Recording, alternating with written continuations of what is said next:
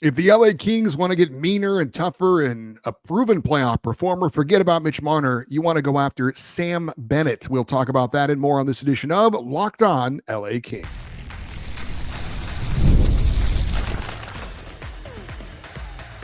You are Locked On Kings, your daily podcast on the Los Angeles Kings. Part of the Locked On Podcast Network, your team every day. Hey, Kings fans, welcome to Locked On LA Kings, part of the Locked On Podcast Network, your team every day. Thanks for making Locked On LA Kings your first listen every day. We are free and available wherever you get your podcasts and on YouTube. I'm Eddie Garcia, your host of Locked On LA Kings. I've worked in sports media for the past 30 years. Also one of the co-hosts of Locked On NHL Game Night, a nightly podcast and YouTube show wrapping up the night in the NHL, and a passionate LA Kings fan for over 30 years. Coming up on today's show, we're going to put another Kings key player in the spotlight and talk about goalie Darcy Kuemper, his past season, and his future for next season and beyond with the Kings. We'll also share some Kings news and notes about possible trade targets for the LA Kings, talking about Kings players on the roster who could be moved out. But we start with looking at another possible free agent target for the LA Kings. We have talked about Mitch Marner and Brock Boeser, two of the best free agent forwards available, and that seem to have a clear fit with the LA Kings. Right shot, right wingers can help offensively and on the power play. But today, we're going to talk about someone who also fills a need, but there isn't necessarily a clear fit for him. And the Kings might have to move some pieces around to fit him in. But in the end, he might be just what the Kings need. I'm talking about Florida Panthers, likely soon to be unrestricted free agent forward, Sam Bennett. Like Bennett, or I should say like Marner, and Boeser. Bennett is 28 years old, although those are the two guys who recently turned 28. Bennett's going to turn 29 next month. He is a left shot forward, former number one pick of the Calgary Flames, but his career has really taken off since he joined the Florida Panthers 5 seasons ago. In 691 career regular season games, Bennett has 162 goals, 174 assists for 336 points. He also has 670 career penalty minutes. Does Sam Bennett have the skill or the stats or the playmaking ability of a Mitch Marner? No. Does he have the finishing touch of a Brock Boeser? Probably not. But unlike those other two, Sam Bennett is a complete pain in the ass to play against. He is nasty. He is tough. He's physical. He's relentless. He is someone you just don't want to have to play against because he is going to make things very difficult on you every shift he's on the ice. He plays with an edge. And yes, when a player like that plays on the edge, he can sometimes cross the line now and then. Think of him as a Dustin Brown type. Now, there are plenty of examples of what kind of player Sam Bennett is, but let's just use a recent incident to give those of you who might not be too familiar with him an idea of who he is. The Florida Panthers are playing in the second round of the playoffs against the Toronto Maple Leafs. Sam Bennett takes the puck hard to the net, an attempted stuff in. He ends up going into the crease and he makes contact with the head of Toronto goalie Anthony Stolarz. Stolarz left the game. He did not play the rest of the series, and Florida ended up winning in 7 games against the Leafs' number 2 goalie for most of the series. Now, I watched the play when it happened live. I watched the replays, and I thought Bennett was just going hard to the net, but his elbow did make contact with the head of Stolarz, and afterwards, Stolarz revealed when the season was over that he suffered a concussion. Now, if you're a Leafs fan, I can certainly understand why you would think that was a dirty play and maybe it cost you the series. And Sam Bennett has been involved in a lot of those types of plays. Most of the time they are within the rules, but certainly there have been times when they haven't been. But whether that was on purpose or whether it was just an unfortunate incident, that is why Sam Bennett is frankly the type of player you want on your hockey team. He plays hard, he plays physical, he plays all out. And that's the kind of player you need, especially in the playoffs, to get you to where you want to go. And he's one of those guys that you hate when he's on the other team, but you absolutely love him when he's on your team. Now, I would be excited if the Kings got Mitch Marner, mostly because I would love for the LA Kings to tell their fan base and the rest of the NHL, we are going to go after top players when they're available. And LA is a destination for free agents because we're a good team and because we are going to spend the money. But if I had to pick a player that I truly think could make a big impact when it matters most in the playoffs, a guy who brings attitude and swagger to your room, it ain't Mitch Marner. It's not Brock Besser. It's Sam Bennett. Now, the Kings haven't had anyone close to him since Dustin Brown. And like Dustin Brown, Sam Bennett is not just a physical presence. He is a solid all-around player. He's not an elite goal scorer, but he can score. He had 25 goals and 51 points this regular season. Those 25 goals would have put him third on the Kings this season. If he were on the roster, he would have been behind Kevin Fiala and ahead of Warren Foegele. His 51 points would have been fifth on the team behind Quinton Byfield and in front of Warren Foegele. He had 7 power play goals this season. That would have had him tied for the team lead with Kevin Fiala on the Kings. And also, or I should say, he would have been second behind Fiala. He would have been tied with Adrian Kempe for most power play goals. And he's a responsible defensive player. He can even play on your penalty kill if you need him to. So again, well-rounded player, good all-around guy. But what makes him special is his will to play hard all the time, and not just play hard, but play physically. He also shows up in the postseason. Now, you can argue his skills are made for the postseason and not the regular season, and he's elevated his game in the postseason. 2 years ago, Panthers made it to the Stanley Cup final. They came up short, but in 20 games, Sam Bennett had 15 points. Last year, they win the Stanley Cup. He had 7 goals and 14 points in 19 games. And this season, he already has 7 goals and 10 points in 13 games. The LA Kings could definitely use a player that elevates his game when the games are most important in the playoffs. Team president Luc Robitaille has said this is not about beating one team or winning one series. It's about winning the Stanley Cup. Well, getting a player like Sam Bennett, who has been there and done that, I think is a key type of player that can help you win a Stanley Cup. Now, if you watched game 1 of the Eastern Conference Finals, you saw classic Sam Bennett. He scored a key goal, the 4th goal of the game on the power play in the 3rd period to put the game away against Carolina. And he had the biggest hit of the game by far, blasting Carolina defenseman Dmitry Orlov behind the net. Now, of course, all of this is what's also going to make Sam Bennett one of the most sought-after free agent forwards this offseason, especially for teams that made the playoffs and are looking for that proven playoff performer that can help them get over the top. Sound familiar? So like Brock Besser, Sam Bennett, his asking price will be more manageable than Mitch Marner. Bennett is coming off a 4-year deal that paid him $4.425 million per season. He's going to be looking for a longer-term contract, and he'll be looking for around $7 million per season. Now, that's significant. That's not nothing, but like we talked about with Brock Besser, that is more manageable to get somebody like a Sam Bennett that can help your team, and you could still be able to re-sign a key UFA on your team like defenseman Vladislav Gavrikov. Now, is Bennett a fit for the Kings roster? Not as easily as a Mitch Marner or a Brock Besser. Bennett is a center.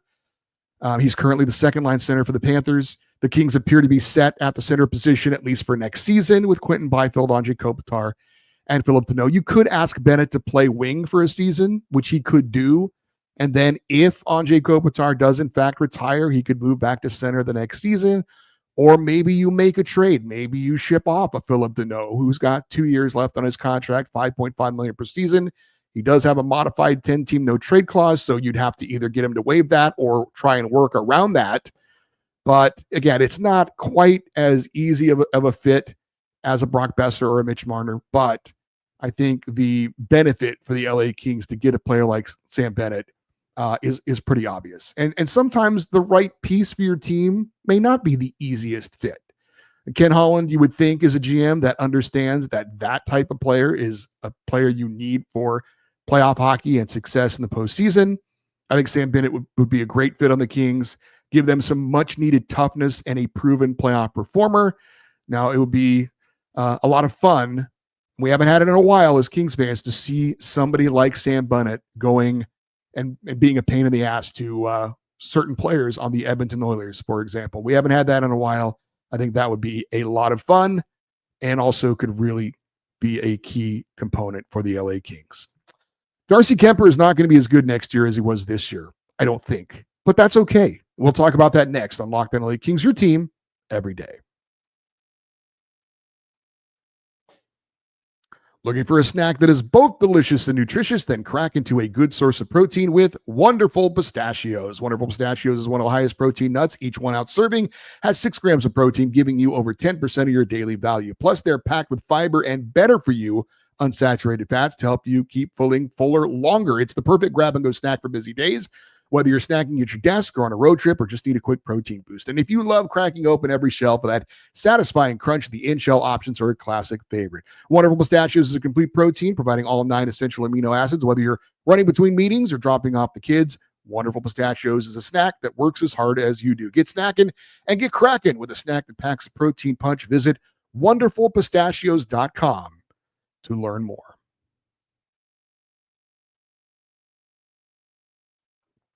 Time for another Kings key player in the spotlight, and we are going to look at goaltender Darcy Kuemper today, who was amazing this past season, and he likely won't be as good next season, but I'm not worried about that. Now, I didn't expect him to be this good this year. One of the top goalies in the NHL good? I did not see that coming. He had a record of 31-11-7. The 31 wins was the second most he's ever had in his career, only topped by the 37 he had in the year that he helped the Stanley Cup winning Colorado Avalanche win it all 4 years ago. He had 5 shutouts this season that tied his career high. His goals against average this past season, 2.02, was second best in the NHL and a career low. His save percentage of .921 was third in the NHL, and all those numbers were excellent. Now, he did make about 10 to 12 fewer starts than expected because of a couple of minor injuries, but looked very, very strong down the stretch. As for the playoffs, certainly his numbers were not as good as they were during the regular season. Goals against average of 3.74, save percentage of .889. But there were times he was plenty good enough to get the Kings wins, but his teammates did not hold up their end of the bargain. He had 48 saves in a Game 4 loss, 45 saves in a Game 5 defeat. Those were not losses that you can hang on the foot or put at the foot of Kings netminder Darcy Kuemper.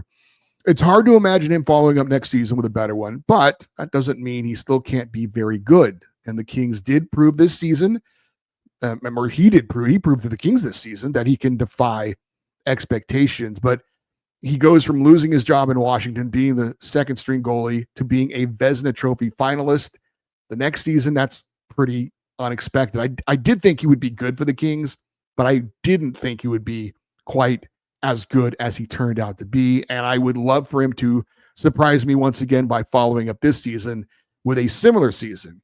But if the Kings can re-sign Vladislav Gavrikov, they look to be at least the same solid defensive roster that would be in front of Darcy Kuemper. And this team, as a team, allowed the second fewest goals per game in the NHL all of last season. Now, Kuemper will be 35 by next season, and that's not young, but there are plenty of goalies out there still effective in their mid to late 30s. For example, Florida's Sergei Bobrovsky's 36. He's fresh off winning a Stanley Cup, and he could very well backstop his team to another one this season. Frederik Andersen of the Carolina Hurricanes has been around. He's probably been the best goalie through the first 2 rounds of the playoffs this year. He's 35 as well. So Kuemper is signed through next season and the season after. He'll be making $5.25 million per year. That is significantly less than the other 2 Vezina Trophy finalists. You've got Connor Hellebuyck of Winnipeg making $8.5 million, and Andrei Vasilevsky of Tampa Bay making $9.5 million. So from that standpoint, you could certainly argue Darcy Kuemper is an absolute bargain. Now, when the Kings acquired him and he was a backup goalie making that much money and had a couple of years left, it didn't look quite so good. But after the season he had this year, yeah, that contract looks just fine. Now, depending on how next season goes for Kuemper, the following season could be a transition year for him. I was thinking that after this coming season, Kuemper would maybe be in a 1A, 1B situation with Kings goaltender Eric Portillo, or I should say probably Ontario Reign goaltender Eric Portillo. But that plan might be complicated by what's going on health-wise with Portillo. Now, Portillo had a pretty good year last year, at least, or I should say the year before. He was pretty good. I thought this year at the start, he was looking pretty good. He did make his NHL debut with the Kings, beat the Ducks in Anaheim, which was pretty awesome. But the second half of the season wasn't as good, and he had health issues, mysterious health issues too. Now, what exactly is going on with Eric Portillo is bizarrely a secret. I did reach out to Ontario Reign play-by-play man and friend of the show, Jared Shafran, see if he could provide some clarity on what's going on with Portillo. He would only say that he was trying to get back last season, couldn't, and hopes to be fully recovered by this offseason and ready to go next season. So that's obviously pretty vague. I'm not saying that Jared was ducking the question or anything, but it just seems like for whatever reason, whatever the specific issue physically is with Portillo is not being put out there. So is he going to be ready for the start of next season? And if he is coming off some kind of an injury, how is that going to affect the Kings and how they view him as a potential backup goalie for LA next season? Does he need to come back and start in the AHL, show that he's healthy, get some games under his belt before he assumes that job? And if he does, who's going to be the Kings' backup goalie in the meantime? Would Phoenix Copley maybe be promoted to see if he could have that job until Eric Portillo is ready? Or do the Kings re-sign David Riddick and bring him back? He could be a veteran insurance policy if Portillo isn't ready to go. Last year wasn't a great year for David Riddick. The 33-year-old was certainly up and down. 16, 15, and 2 was the overall record, 2.84 goals against average and an 886 save percentage. But he was great at home, 11, 3, and 2. Of course, the Kings were great at home, but not so great on the road, kind of like the Kings. Riddick, 5 and 11 away from home. Now, he is an unrestricted free agent. He only made $1 million last season. It was a one-year deal, so they could give him a similar deal. It would be pretty inexpensive. But the Kings could also maybe look to bring in someone from the outside. I did think it was somewhat amusing that I looked at the list of free agent goalies that are going to be available this offseason. The highest paid free agent goalie that is available this season, Cal Peterson, who didn't even play a single NHL game last year. He was in the AHL for the Philadelphia Flyers, making $5 million a year, almost as much as Darcy Kuemper made. Ooh, boy, that was a bad deal the Kings gave him. If the Kings are looking to bring in somebody else from the outside, you're looking at names like Dan Vladar and James Reimer. I don't know that, certainly numbers-wise, those guys would be much of an upgrade over David Riddick. Portillo, if healthy, would probably be the best option, but is he healthy? Don't know. Now, if the unthinkable were to happen and Darcy Kuemper were to get seriously injured next season, I don't believe anyone is currently in the Kings system that would be available and prepared to take over that job. I think the Kings would have to go out and make a trade for another goalie. So fingers crossed that Darcy Kuemper stays healthy. Also, fingers crossed that Eric Portillo is going to be healthy and possibly get his big opportunity to be a backup goalie at the NHL level if he plays well. And, maybe the following year, like I said, the final year of Darcy Kuemper's contract, maybe there's a transition period there, but there's a lot of ifs right now when it comes to the backup goalie position for the Kings and the immediate future for the Kings going forward. They've got a couple of great wins in the system in Carter George and Hampton Sakinski, but they're 4 or 5 years away. So there's still a lot of time left before, and there's a lot of things to figure out for the LA Kings with the goaltending position as far as the backup and maybe the heir apparent to Darcy Kuemper. But for next season, it is definitely Darcy Kuemper and maybe even the season after as well. So I would say for at least next season, not too worried about the LA Kings in net as far as their number one goalie is concerned. If the Kings were looking to make a trade for this coming season, are there any likely pieces to get moved out? We'll discuss that next on Locked On LA Kings, your team every day.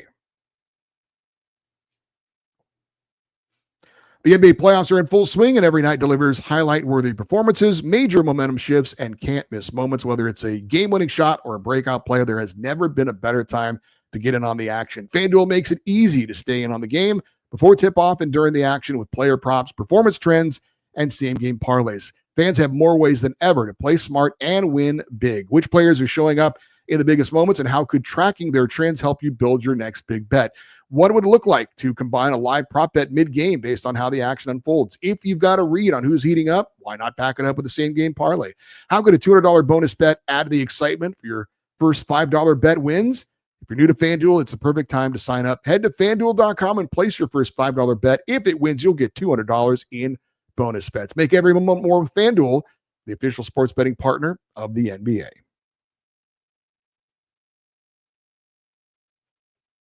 So going into this offseason, obviously with a new general manager who I don't have a great read on, although he has a long track record, he's with a new team, a new situation, a new roster. Don't know exactly what GM Ken Holland might do. Of course, in his introductory press conference, he talked about making some tweaks to the roster. So it doesn't appear that there'll be any major moves. We'll see. But on the possibility of trading players, not sure. Now, Ken Holland was the longtime GM in Detroit. His last job was in Edmonton. And I did do a little research, a minutes-long investigation, as my old friend Ben Maller used to say, about what did Ken Holland do in his first few months on the job when he was with the Oilers. Well, he made a couple of minor trades in the first few months. He shipped out forward Milan Lucic and a third-round pick to the Calgary Flames for forward James Neal. That did not work out well for the Edmonton Oilers. He also traded defenseman John Marino to the Pittsburgh Penguins for a sixth-round pick, and that one did not work out well for the Oilers as well. So they weren't major deals. They weren't, deals that in any way crippled the Oilers at all. But John Marino's come on to be a very reliable NHL defenseman. And James Neal did not work out in Edmonton. He was on his last legs of his career. And so that didn't exactly work out either. How that translates to anything he might do with the LA Kings, hard to say. As far as players that could be moved, you've got two players on the LA Kings right now who have full no movement clauses, Kevin Fiala and Andrei Kopitar, so they are not going anywhere unless they decide they want to, which is very unlikely. Darcy Kuemper, Philip Deneau, Adrian Kempe, and Joel Edmondson have 10-team no movement clauses. Drew Doughty has a 7-team no trade clause, and Warren Fogle has a 5-team no movement clause. Of the real veterans on the team who do not have any kind of no movement clauses at all, two players, Mikey Anderson and Trevor Moore. The last time the Kings made a trade to acquire a player of any kind, that was Andrei Kuzmenko ahead of the trade deadline, where they gave up a third-round draft pick. The last time the Kings made a trade that removed a player off their active roster, not exactly a barn burner, that was Carl Grundstrom for Kyle Burrows. Before that, Pierre-Luc Dubois for Darcy Kuemper. That turned out to be pretty good for both sides. And, of course, before that, PLD for Gabe Velarde, Alex Iafallo, and Rasmus Kupari. But, of course, all that was under Rob Blake. How Ken Holland would make moves still is something we need to kind of learn about. Would he consider trading any of the Kings' younger pieces for maybe some more established pieces? Guys like Alex Laferriere, Alex Turcotte, or Jordan Spence. All questions that are legitimate to be asked, but difficult to predict at this point. Did want to check in on the 4 players in the Kings organization that are participating in the World Championships over in Sweden, Denmark. There were no games today. We have now advanced to the knockout stage. That'll get underway on Saturday, and I talked about it on our previous show about the 3 Kings players that likely would advance to the medal round, and it turns out to be the case. Kevin Fiala with Switzerland, Philip Deneau with Canada, and Hampton Slukinski with the U.S. Fiala finished the preliminary round with 2 goals and 5 assists for 7 points in 6 games. Switzerland enters the knockout stage 6-0-1. Canada has the exact same record. Philip Deneau still looking for his first goal. He's got 2 assists for 2 points in 7 games in the tournament. And Kings goalie prospect Hampton Slukinski has not dressed as the 3rd goalie for Team USA. And now that they're in the medal round, any hopes of that have evaporated, barring an injury, of course. But I was hoping maybe if the USA had a kind of a meaningless game, maybe he could at least dress as the backup goalie, but that didn't happen and likely is not going to happen. USA 6-1 so far in the event. The opening games of the medal round on Saturday will have the USA against Finland, Switzerland against Austria, and Canada will face Denmark. Ontario Reign forward Martin Chromiak had 1 regulation goal, 1 shootout goal in 7 games in the tournament, but Slovakia, the team he was on, went 2-4-1 in the World Championships and did not qualify for the knockout stage. All right, for you everydayers, those of you that listen to watch Locked On LA Kings every day, come up on our next show. We will continue to have more predictions, more looks, more scrutiny over some of the free agents available that maybe the LA Kings would be interested in, and also put another Kings player in the spotlight. We'll also have some special interviews coming up in shows as well. And we have our Friday fan feedback show coming up. You want to get in on anything we've talked about this week, any potential free agents you'd like to see the Kings go after, certainly you're welcome to give us your thoughts. The email address is lockedoneddie@gmail.com, EDDIE. If you're watching on YouTube, we'd love for you to leave your comments in the comment section as well, which you guys love to do. And we'd like you to stay interactive with the show on X, Twitter, Instagram, TikTok. We are at Locked On LA Kings. I'm Eddie Garcia. Thank you as always for listening and watching this episode of Locked On LA Kings, part of the Locked On Podcast Network, your team every day. Have a great rest of your day. We'll talk to you next time. And as always, go Kings go.